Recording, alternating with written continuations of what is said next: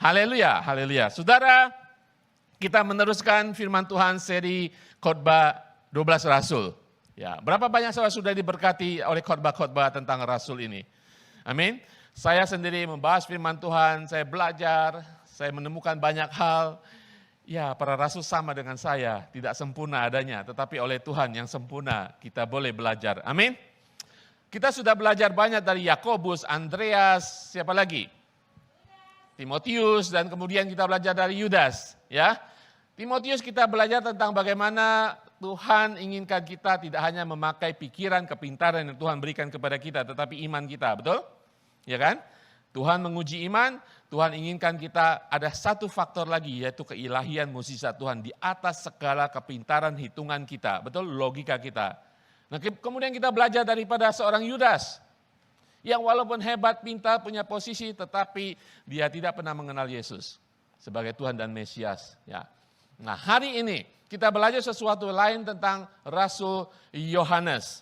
Ya, kita tahu semua rasul dipanggil dari kehidupan biasa mereka. Mereka taat, mereka mengikuti Tuhan. Ya, semua punya karakter berbeda-beda, sifat berbeda-beda, dan Tuhan deal satu persatu secara berbeda-beda. Kita sudah belajar dari Andreas, Yakobus, Timotius, dan Yudas. Berbeda-beda Tuhan menangani mereka, mendidik mereka, bahkan mengubahkan mereka. Saudara, sebagai murid Tuhan, sebagai bahkan rasul pada saat itu dipilih Tuhan secara langsung, seorang murid, seorang pengikut Tuhan harus mengalami transformasi. Katakan transformasi. Jangan transformasi ya, nanti makanya. Transformasi, perubahan. Betul saudara? Saudara, kita saat ini masih mengalami transformasi, pengubahan dalam kehidupan kita, betul? Ya, ada karakter, ada sifat, ada kehidupan lama, kita harus diubahkan, transformasi. Nah, jadi ketika Tuhan Yesus memanggil 12 murid, Tuhan Yesus sudah punya rencana, mereka akan diubahkan, akan mengalami transformasi ketika Tuhan Yesus naik ke surga. Terlebih ketika Tuhan memberikan Roh Kudus, transformasinya secara hebat terjadi. Setiap murid, setiap rasul harus mengalami transformasi. Ketika Tuhan Yesus mengatakan, "Hei Yohanes, hei Yakobus, hei saudara, ikuti aku." Dia tahu bahwa mereka semuanya nelayan, menangkap ikan. Dan Yesus sudah punya rencana, dia katakan, "Hai Yohanes, Yakobus, Andreas, Petrus, ikuti aku. Aku akan mengubahkan engkau, mentransformasi engkau dari seorang penangkap ikan menjadi penjala manusia."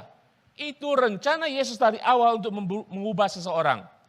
Terutama mengubah para murid. Mentransformasikan mereka dari kehidupan biasa masuk dalam kehidupan yang direncanakan oleh Tuhan. Yesus datang membawa misi untuk menyelamatkan manusia. Sehingga dia mentransformasikan para murid. Nah, saudara, kita hari ini banyak berbicara tentang transformasi. Tapi terlebih dulu kita melihat panggilan Yohanes. Di dalam Markus 1, 16-20 kita melihat panggilan Yohanes. Ini pernah kita baca waktu seri Yakobus. Ya. Dikatakan ketika Yesus sedang berjalan menyusur danau Galilea, ia melihat Simon dan Andreas, saudara Simon. Mereka sedang menebarkan jala di danau sebab mereka adalah penjala ikan. Yesus berkata kepada mereka, "Mari ikutlah aku dan kamu akan kujadikan penjala manusia." Lalu mereka pun segera meninggalkan jalannya dan mengikuti dia. Nah, setelah Yesus meneruskan perjalanannya sedikit lagi, dilihatnya Yakobus, anak Zebedius, dan Yohanes saudaranya sedang membereskan jala di dalam perahu. Yesus segera memanggil mereka dan mereka meninggalkan ayahnya Zebedius di dalam perahu bersama orang-orang upahannya, lalu mengikuti Yesus. Itu adalah pemanggilan Yohanes dan Yakobus. Yakobus adalah saudara daripada Yohanes. Saudara, hari ini kita berbicara tentang Rasul Yohanes. Bukan Yohanes Pembaptis dan bukan Yohanes lain, tetapi Rasul Yohanes. Ya, ingat Rasul Yohanes. Nah, kita lihat biodata daripada Rasul Yohanes ini. Biodatanya, asal Betsaida, sekitar Danau Galilea, ayah nama Zebedius, ibu Salome, kakak laki-lakinya ada Yakobus, profesi nelayan di Danau Galilea. Sudah kelihatan nggak ya? Yohanes dalam bahasa Yunaninya, Yohanes, hampir sama suaranya ya. Tuhan adalah baik atau pemurah, artinya beliau juga disebut sebagai Yohanes Rasul atau Rasul Yohanes untuk membedakan antara dia dan Yohanes Pembaptis. Nah, kita tahu ketika saudara baca Injil, keempat Injil ada yang disebut anak Boanerges. Yohanes dan Yakobus, dua saudara ini diberi julukan oleh Tuhan Yesus anak Boanerges, artinya anak guru atau anak guntur. Itu julukan. Ya. Ada beberapa catatan kemudian, dia adalah penulis Injil Yohanes, surat 1, 2, 3 Yohanes, dan kitab Wahyu. 5 kitab di dalam perjanjian baru. Ya. Yang paling banyak menulis kitab di dalam perjanjian baru adalah Rasul Paulus. Kedua adalah Rasul Yohanes. Beberapa catatan, Yohanes termuda daripada rasul, semua rasul. Dia satu-satunya rasul yang tidak mati secara martir. Dia mati di usia tua. Ya. Dia adalah salah satu soko guru gereja mula-mula di Yerusalem. Petrus dan lain-lain. Yohanes disingkirkan ke Pulau Patmos oleh Kekaisaran Romawi, di mana dia mendapatkan wahyu dan dia menuliskan kitab Wahyu di Pulau Patmos itu.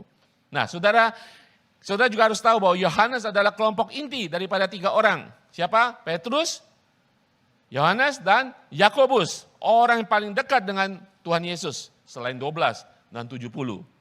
Itu orang-orang lingkaran daripada Tuhan Yesus. Nah, di sini kita melihat bahwa pemanggilan Yohanes sampai dia berubah nanti menjadi Rasul Yohanes mengalami transformasi.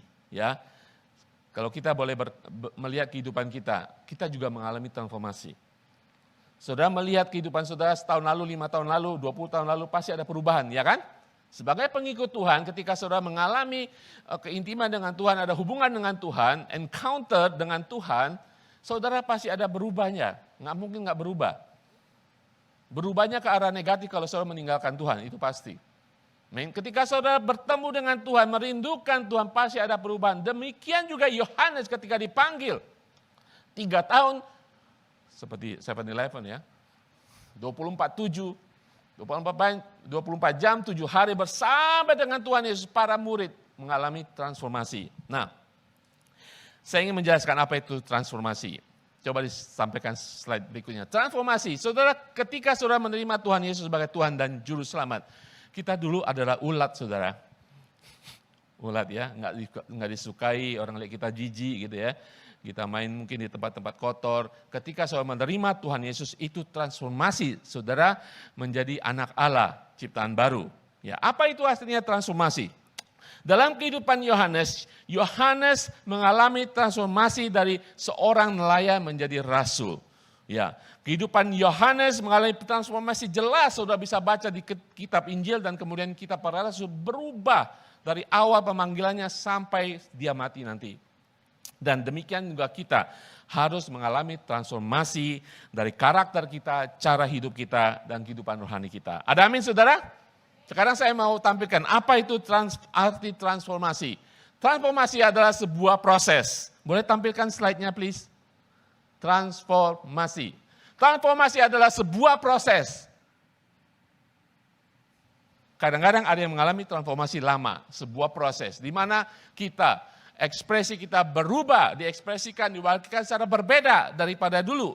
Tidak hanya sebuah proses, ataupun perubahannya menyeluruh, yang dramatis. Saudara pernah bertemu dengan seseorang setahun lalu. Wah, dia memang orang brengsek, ya, kecanduan dan sebagainya. Kemudian saya bertemu dia, sudah berubah total, itu namanya transformasi. Ya. Kemudian ada perubahan genetik, ada sesuatu yang berubah, secara DNA berubah. Kalau saudara dan saya kita berubah, DNA-nya adalah DNA Kristus, betul? Dulu kita DNA-nya iblis. Sel paling kecil kita iblis. Iblis. Sekarang DNA kita ditransformasi menjadi DNA-nya Kristus. Itu transformasi. Siapa suka nonton film Transformer? Dari mobil, jadi robot, jadi mobil lagi. Itu bukan transformasi orang Kristen.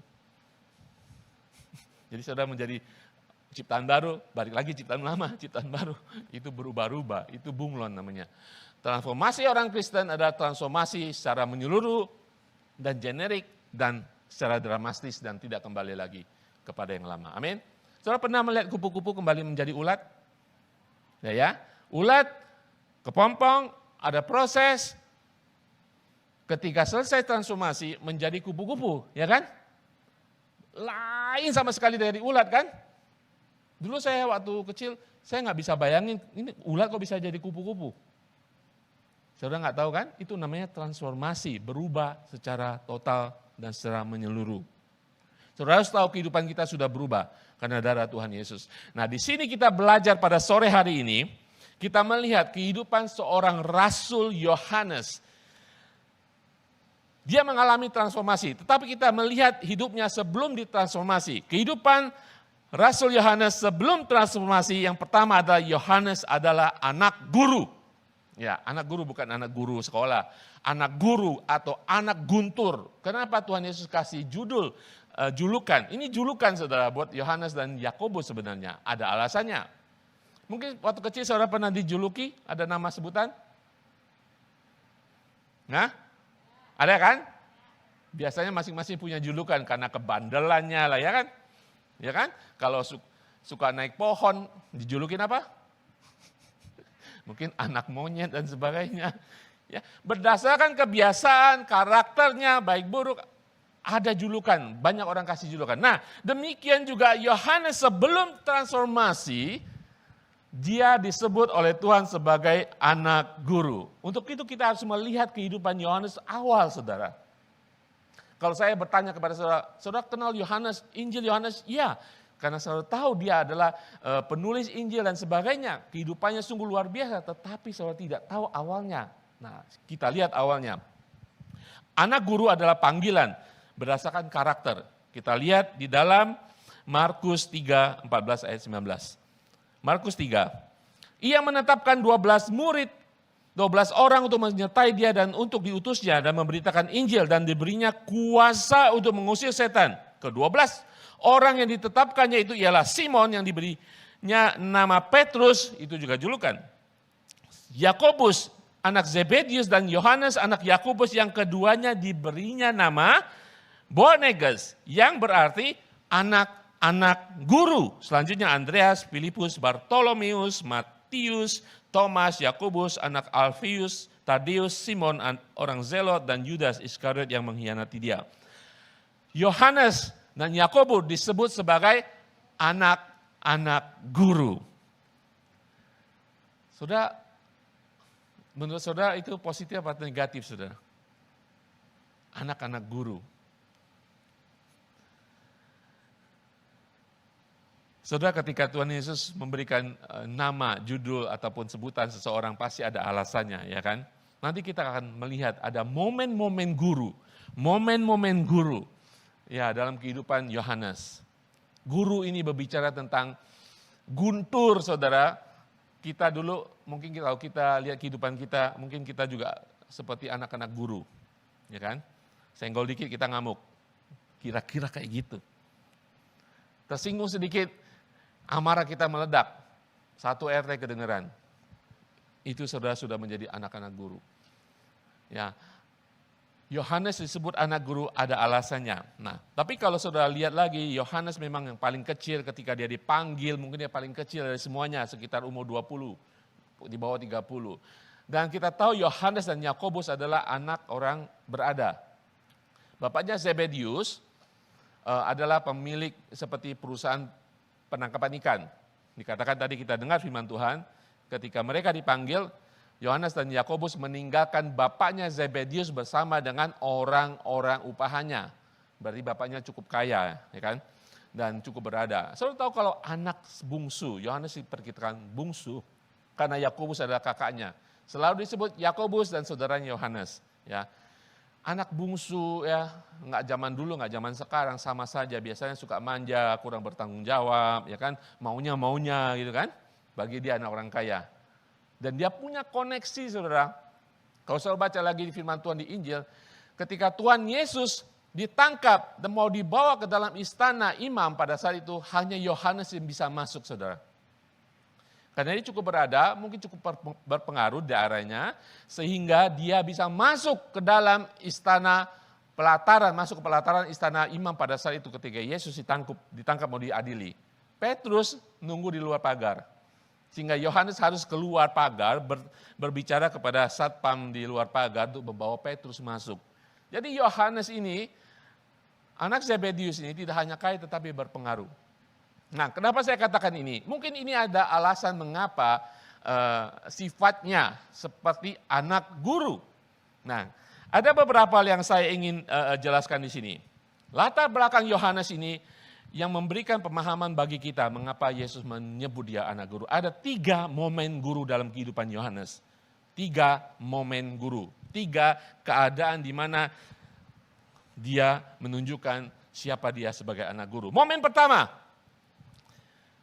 ini adalah ketika perjalanan Yesus bersama dengan para murid ketika Yesus hampir sudah meninggal. Momen guru pertama, Markus 10, 35, 40 mengatakan, lalu Yakobus dan Yohanes, anak-anak Zebedius mendekati Yesus dan berkata kepadanya, Guru, kami harap supaya engkau kiranya mengabulkan suatu permintaan kami. Jadi, jawabnya kepada mereka, apa yang kamu kehendaki aku perbuat bagimu? Lalu kata mereka, perkenankanlah kami duduk di dalam kemuliaan-Mu kelak, yang seorang lagi di sebelah kananmu, yang seorang di sebelah kirimu. Tetapi Yesus berkata kepada mereka, kamu tidak tahu apa yang kamu minta. Dapatkah kamu meminum cawan yang harus kuminum dan dibaptis dengan baptisan yang aku terima? Jawab mereka, kami dapat. Kata Yesus kepada mereka lagi, memang kamu akan meminum cawan yang harus kuminum dan akan dibaptis dengan baptisan yang harus kuterima. Tetapi hal duduk di sebelah kananku atau sebelah kiriku, aku tidak berhak memberikannya itu. Itu akan diberikan kepada orang-orang bagi siapa itu telah disediakan. Saudara, kalau saudara perhatikan, Yesus baru saja menceritakan tentang kematiannya. Dia akan meninggal, dia akan dihukum dan sebagainya. Tiba-tiba 2 bersaudara ini, Yohanes datang, minta posisi saudara. Momen guru seperti ini yang belum dewasa, apa yang terjadi? Mereka egois saudara, sangat-sangat egois mencari posisi. Tidak hanya egois, ini berbicara tentang mereka menginginkan sesuatu bagi mereka sendiri. Nepotisme, saudara pernah dengar nepotisme? Kenapa dia nggak datang? Guru buat saya, Yohanes dan buat Petrus. Ini kakak beradik kongsian. Minta sesuatu yang hebat. Mereka ingin menjadi yang terbesar ketika Tuhan Yesus sudah naik ke surga, ketika kerajaan Yesus, bagi mereka kerajaan Yesus di dunia. Mereka menjadi orang top, mau menjadi orang top. Ini tidak hanya berbicara tentang keegoisan mereka, tetapi berbicara tentang ambisi mereka. Itu momen Yohanes pada masa mudanya. Momen pertama. Kalau orang Jakarta sering bilang, momen guru ini itu dia bertindak secara kurang ajar, songong, sudah tahu benar songong ya. Songong, tidak hanya egois, dia tidak memperhatikan ke 10 murid yang lain.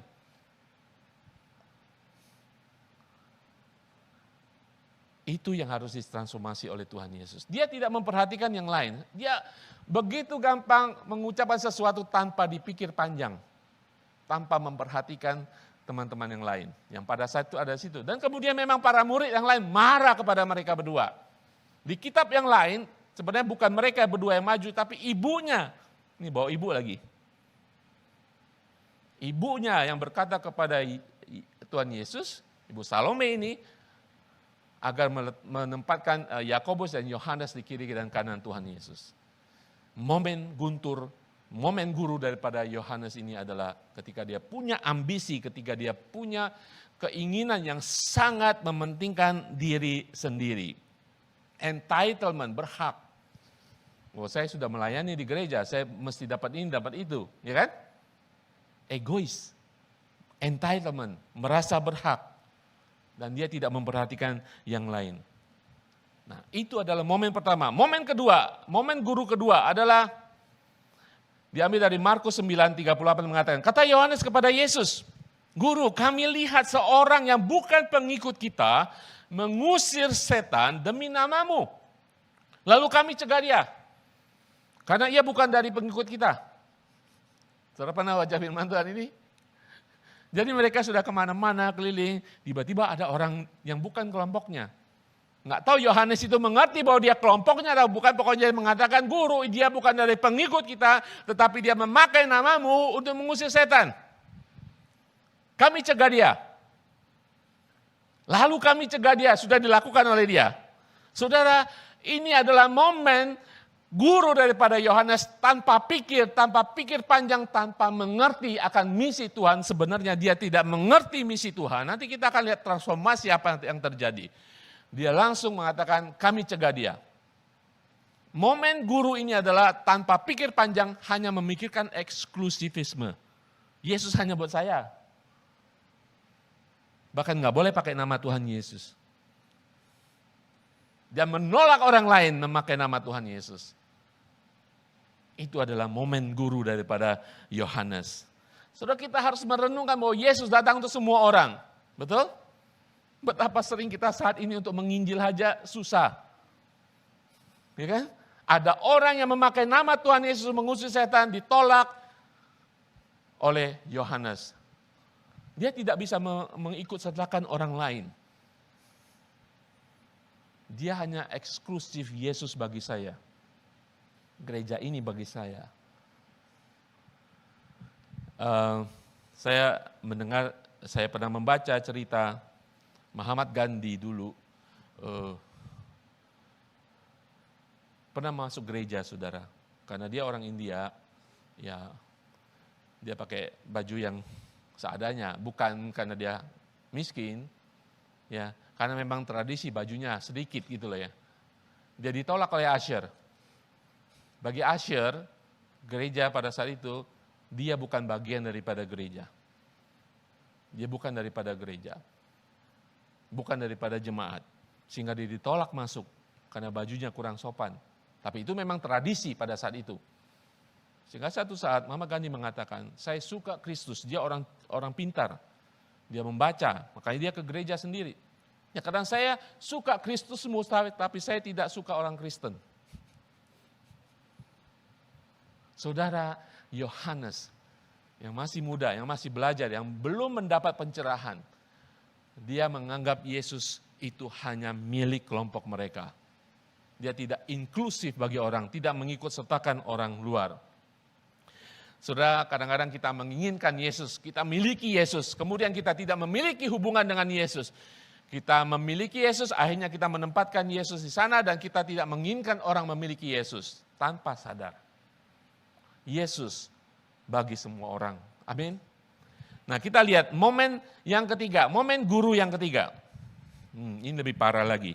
Di dalam Lukas 9 ayat 51-54 mengatakan, ketika hampir genap waktunya Yesus diangkat ke surga, ia mengarahkan pandangannya untuk pergi ke Yerusalem. Dan ia mengirim beberapa utusan mendahului dia, maka mereka itu pergi. Lalu masuk ke suatu desa orang Samaria untuk mempersiapkan segala sesuatu baginya. Tetapi orang-orang Samaria itu tidak mau menerima dia, tidak mau menerima Yesus, karena perjalanannya menuju Yerusalem. Ketika dua orang muridnya, yaitu Yakobus dan Yohanes melihat hal itu, mereka berkata, Tuhan, dia tahu Tuhan punya kuasa. Apakah engkau mau supaya kami menyuruh api turun dari langit untuk membinasakan mereka? Gara-gara ini, mereka memiliki julukan anak guru. Saudara, kadang-kadang kita melakukan hal seperti itu. Ya, mereka sebenarnya sangat mencintai Yesus, mereka sangat loyal kepada Yesus. Tetapi mereka juga mengerti ada kuasa daripada Tuhan yang dipanggilnya, yaitu Yesus. Dia percaya ada kuasa yang bisa dipanggil dari surga untuk menghanguskan orang. Dia percaya, mereka percaya, tetapi itu salah kaprah. Karena Yohanes belum mendapat transformasi dari Tuhan Yesus. Nanti kita akan lihat ketiga hal ini, ketika dia mendapat transformasi, berubah total dalam kehidupannya. Saya tidak mengatakan Yohanes tidak loyal, sangat loyal.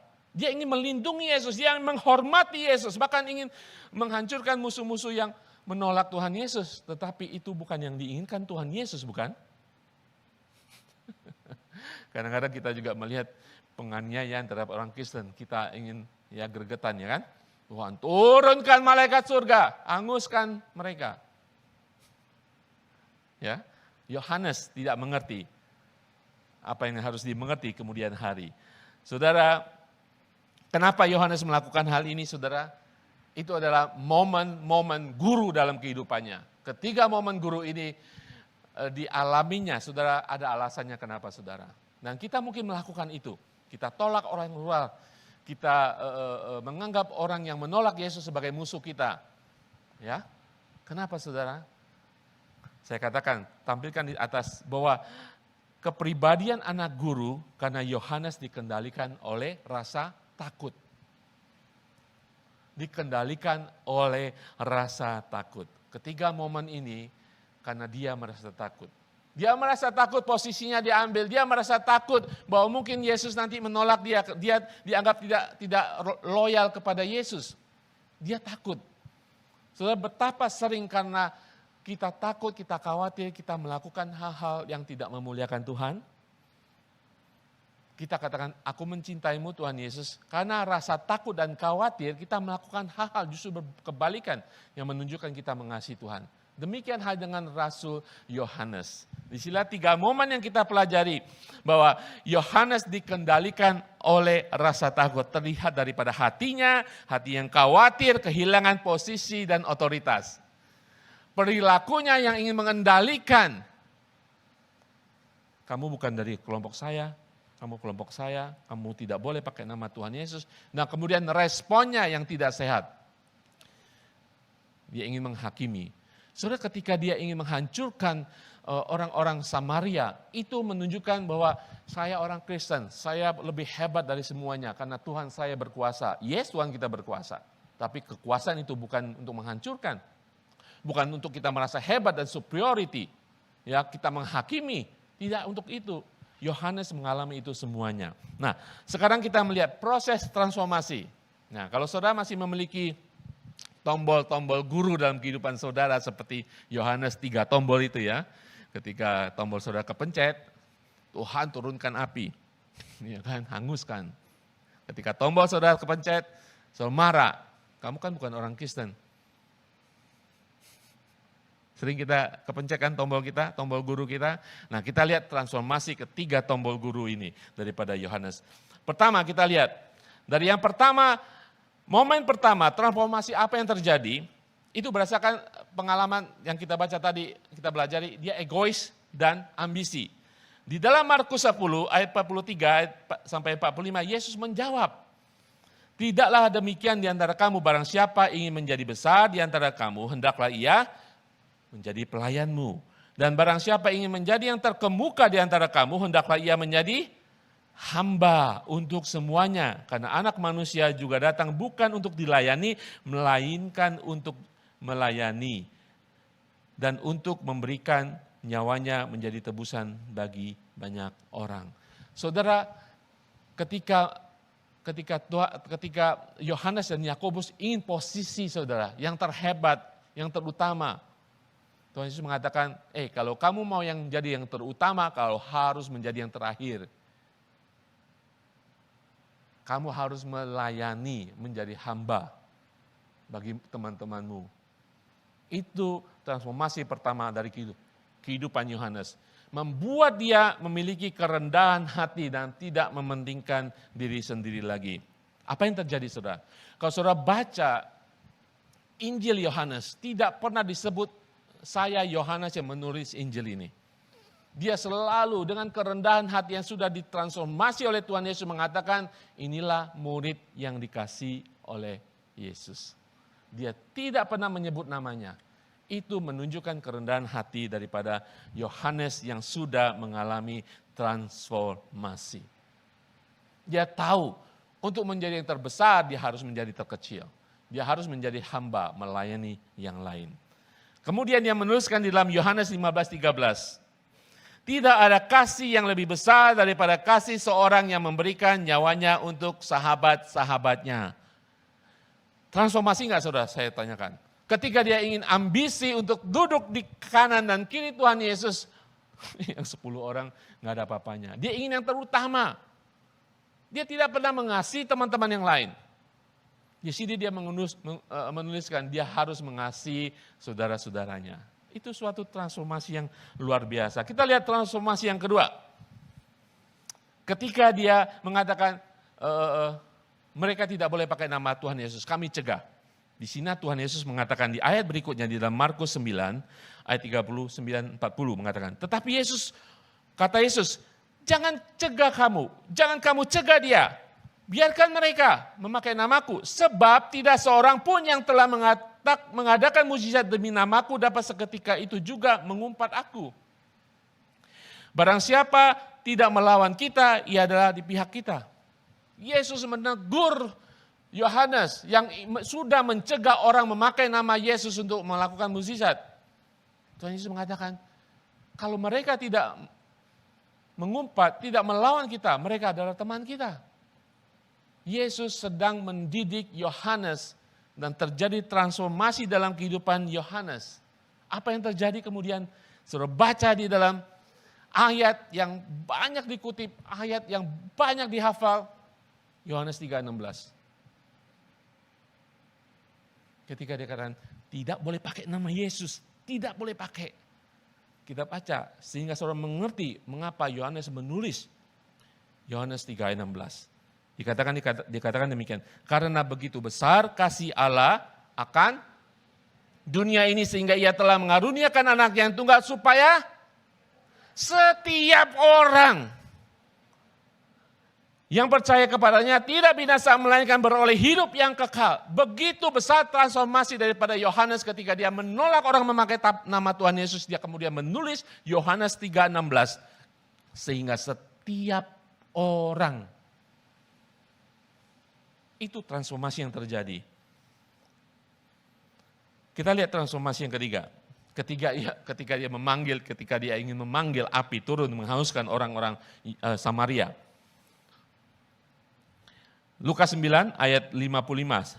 Selanjutnya Yesus mengatakan, tetapi Yesus berpaling dan menegur mereka. Lalu mereka pergi ke desa yang lain. Apa yang terjadi sesudah ini, saudara? Pasti Yohanes merenung. Yohanes yang loyal kepada Yesus, loyal, kalau salah, memakai kuasa loyal menjadi fanatik, saudara.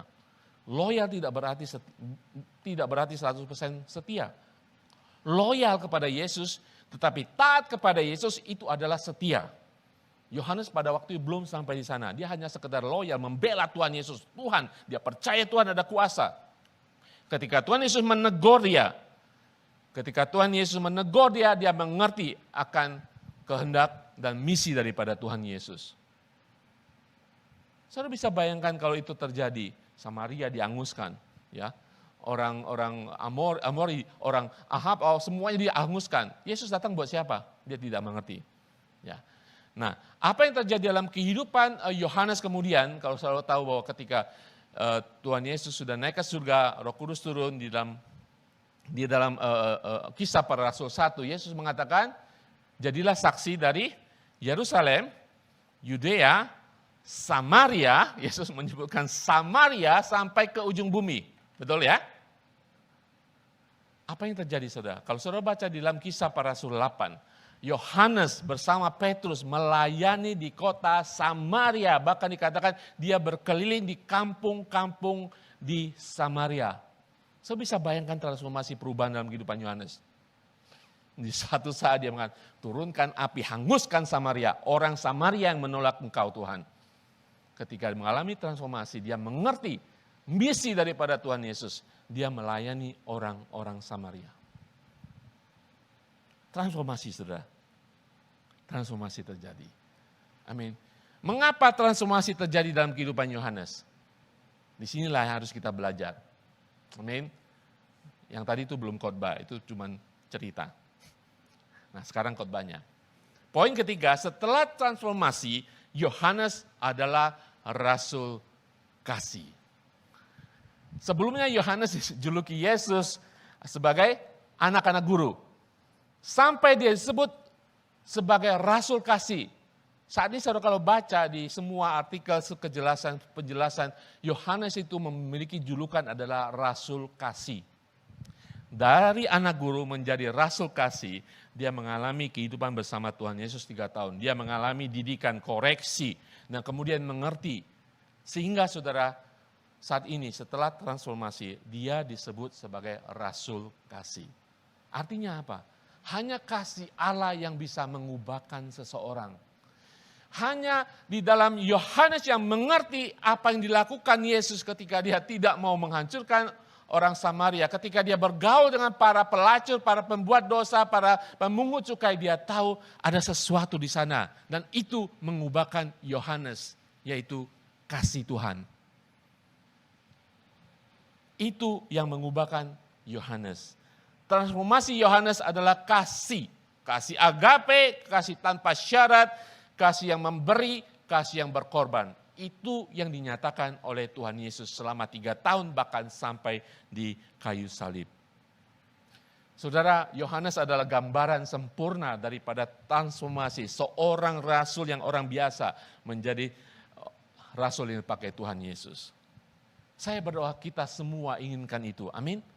Kita inginkan itu. Memang kita belum sempurna, ada karakter, mungkin ada tombol-tombol guntur, tombol-tombol guru dalam kehidupan kita. Yang saya katakan tadi. Mungkin tidak hanya 3 tadi, mungkin kita memiliki yang lain. Yang tidak mencerminkan kasih Allah. Satu-satunya bisa mentransformasi kita, mengubahkan kita adalah kasih Allah. Amin. Saudara setuju? 2 hal yang saya ingin saudara belajari pada sore hari ini tentang transformasi daripada Yohanes. Pertama, perhatikan baik-baik. Selama 3 tahun sampai dia disebut sebagai Rasul Kasih. Pertama, Yohanes melihat demonstrasi daripada kasih Tuhan Yesus itu sendiri. Selama 3 tahun dia belajar, dia melihat, dia mengalami demonstrasi daripada kasih Tuhan Yesus itu sendiri. Sehingga itu mengubahkan karakternya, saudara. Mana mungkin dia bisa berubah begitu kalau dia tidak melihat Yesus bergaul dengan orang-orang buangan, orang-orang berdosa. Betul, saudara? Itu mengubahkan karakter, tidak hanya mengubahkan karakter, mengubahkan tingkah dan perkataannya. Saudara tahu, saya katakan tadi, dia menulis kitab Injil Yohanes, terus menulis surat 1, 2, 3 Yohanes dan kemudian kitab Wahyu.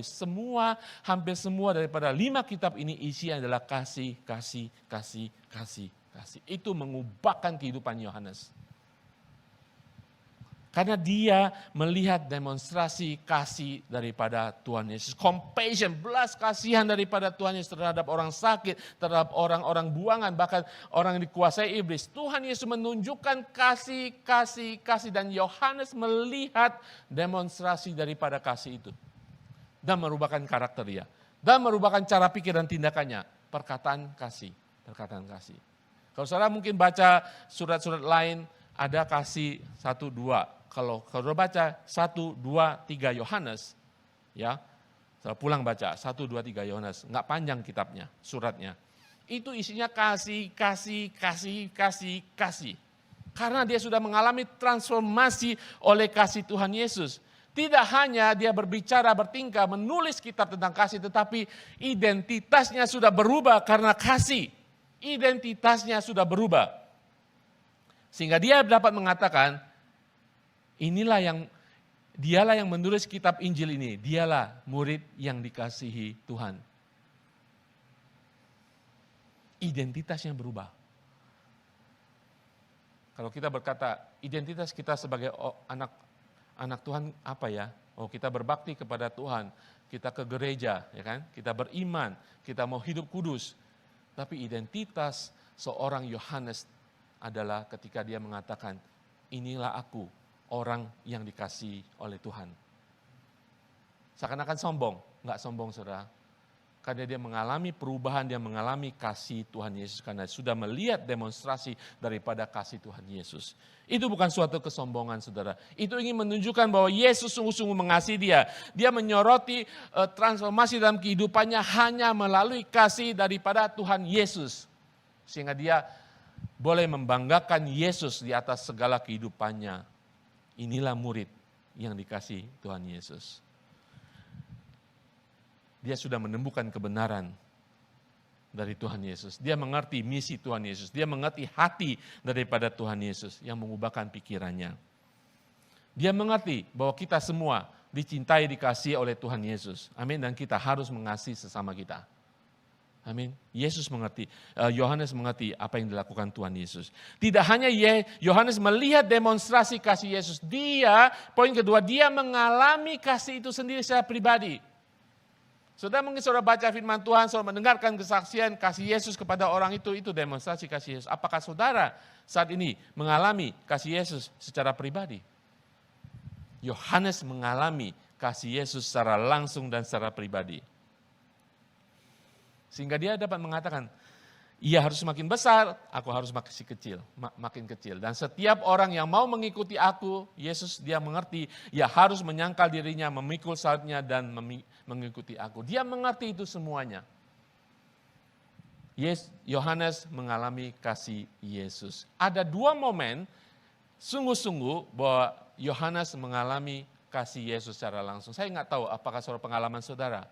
Nanti kita akan diskusi. Pengalaman apa saudara ketika mengalami kasih Kristus?